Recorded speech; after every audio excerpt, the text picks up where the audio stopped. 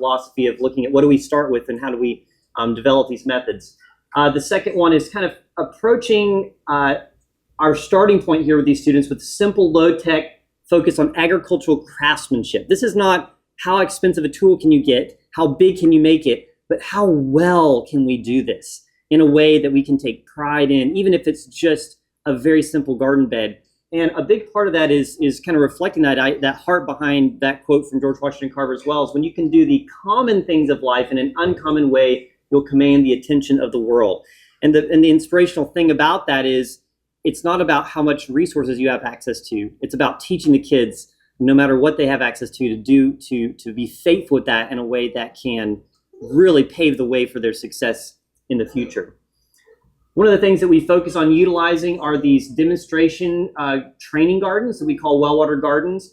And it's neat because this is actually something that I learned from my mentors in Africa. They would use these little 20 by 20 plots in a community to showcase the different techniques of agriculture. So rather than coming and telling somebody, do it like I tell you, you just plant a garden. And when theirs is dying and yours is still alive, they come and say, what did you do different? And then you can share with them. It's about serving. And with the school program in the bulletin that George Washington Carver published on teaching nature study and gardening through schools, 100 years ago, they had a very similar concept of having a model garden that students use. So that's one of the things we try to do, because students, we want them to go and be planting these gardens in their backyards, in their communities, not just keeping it in this community garden, but this being a launching point for them to duplicate it other places, not only through programs like this, but in a grassroots way.